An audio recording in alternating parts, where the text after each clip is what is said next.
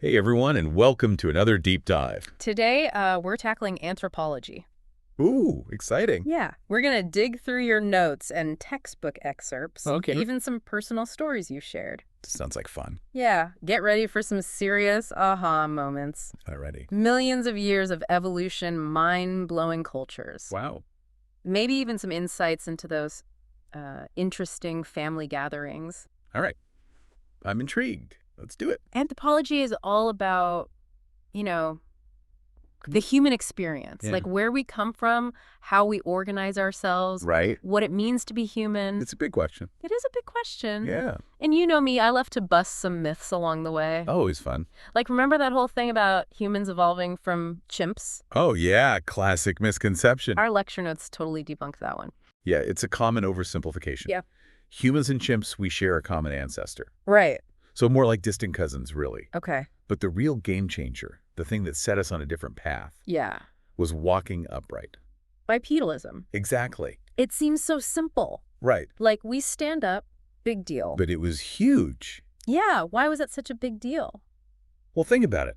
Walking on two legs freed up our hands. True. Suddenly we could carry things, make tools. Okay. And over time, as your textbook puts it so well, those tools became extensions of our thought. Wow. Right? It's profound. It wasn't just a physical change. Yeah. It reshaped our brains, our social interactions, our entire trajectory as a species.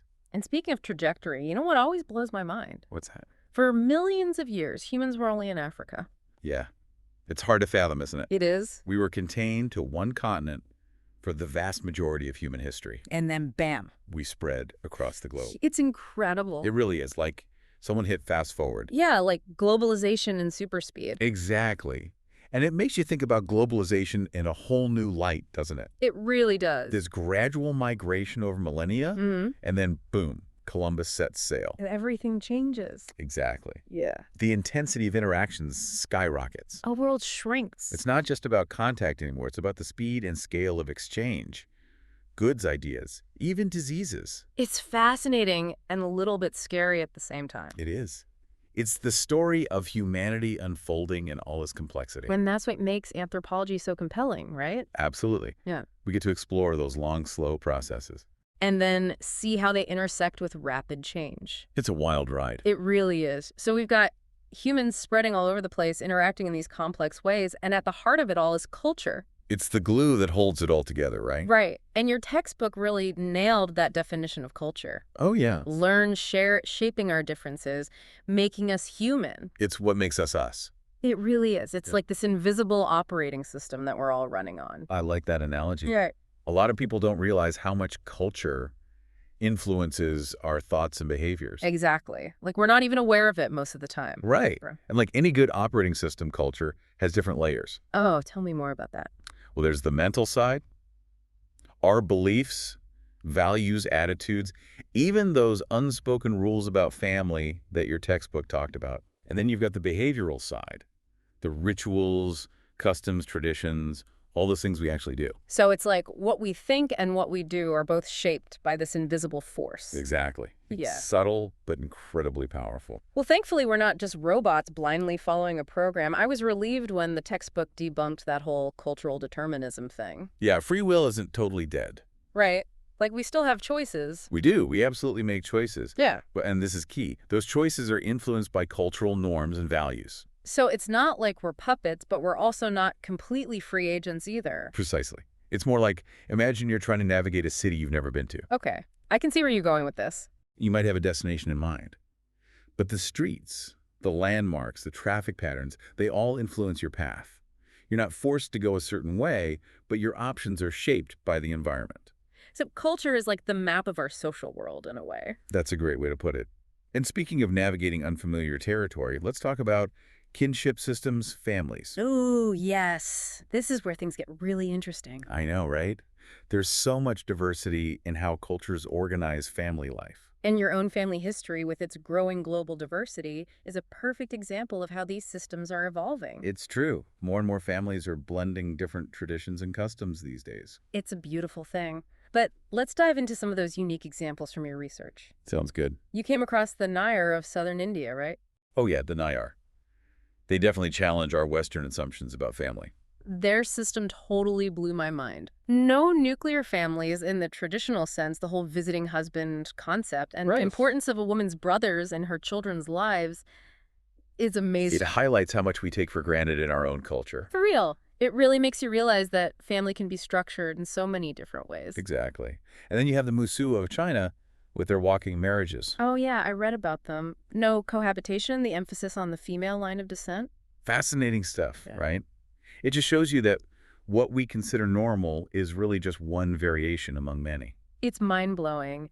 And it makes you wonder, with globalization blurring all these cultural lines, what will happen to these diverse kinship systems? That's the million-dollar question. Will they adapt, blend, or disappear altogether? Hmm. It's hard to say. It's a topic we could spend hours discussing. We could. But for now, let's shift gears a bit and talk about how families manage their resources and basic needs, which brings us to economics. Okay, let's get into it.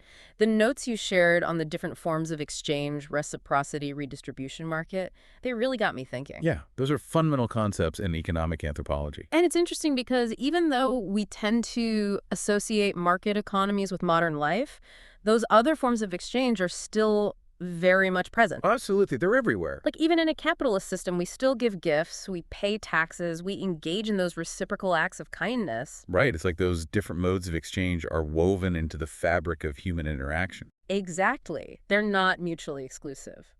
And speaking of interconnectedness, that anecdote from the textbook about rising oil prices and the push for corn ethanol really stuck with me. Oh yeah, that one's a doozy. It just shows the complexities of our globalized world. Who would have thought that trying to reduce our dependence on foreign oil could end up impacting food prices? And potentially harm people in developing countries who rely on corn as a staple. It's a stark reminder that our choices have ripple effects far beyond our immediate sphere of awareness. That's why anthropology is so important. It helps us zoom out and see the bigger picture. It's like a lens that allows us to see those unintended consequences. Exactly. And hopefully with that awareness, we can make more informed and ethical choices. Yeah, exactly. You know, it's funny how we try to categorize things, put them in neat little boxes. We do love our categories, don't we? We do, but then anthropology comes along and kind of shakes things up. Oh, absolutely. It's like that friend who always challenges your assumptions. Exactly. Like we think of economics as this separate thing, money markets. Right. Supply and demand, all that jazz. But then you look at a culture like the Yuanzi, those hunter-gatherers we talked about. The masters of sharing. Yes, and suddenly our whole perspective shifts. Because their economy is about so much more than just material wealth. It's like their entire worldview is reflected in the way they manage resources. Exactly. It's about social bonds, reciprocity, ensuring everyone has what they need. And boasting about a successful hunt is like a big no-no. Yeah, you're supposed to downplay your accomplishments. Share the credit. Which is so different from our own culture. Talk about a different approach to economics. Right. It's humbling to realize how much we take for granted. It really is. Anthropology has a way of doing that, doesn't it? It does.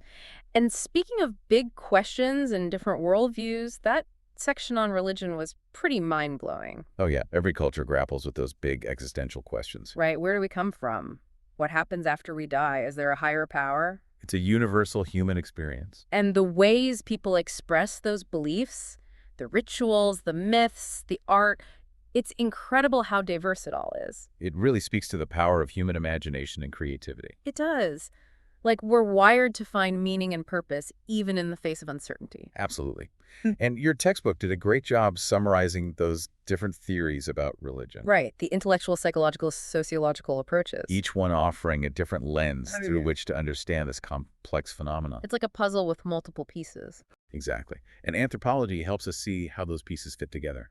You know what really stood out to me were those examples of cargo cults and revitalization movements. Oh, yeah. Fascinating stuff. It's amazing how, in times of rapid change or upheaval, people often turn to religion to make sense of things. It's a way of finding order in chaos, seeking guidance and hope. And sometimes it even inspires radical transformations. Absolutely. Religion can be a powerful force for both continuity and change. It's like this ongoing dialogue between our need for meaning and the ever-changing realities of our world. We're always searching for answers, trying to find our place in the grand scheme of things. And those answers are often reflected in our beliefs and practices. Which brings us back to the heart of anthropology, the exploration of what it means to be human. In all our messy, wonderful complexity. Exactly. And I think that's a great place to wrap up this deep dive. It is. We've covered so much ground off for. Evolution, culture, kinship, economics, religion. It's been quite a journey. It has. But I feel like we've only just scratched the surface. We always do. But that's the beauty of learning, It's right? a lifelong adventure. Exactly. And as you continue to explore the world, to encounter new cultures and perspectives, remember what we've talked about today. Ask those questions. Challenge your assumptions. Be open to different ways of seeing things. And never lose that sense of wonder and curiosity. Because in the words of Margaret Mead, we are all human. Wise words. That's a wrap on today's deep dive into anthropology. Thanks for joining us on this incredible journey through the world of human cultures. We hope you'll join us again soon for another fascinating exploration. Until then, keep learning, keep questioning, and keep embracing the diversity that makes us human.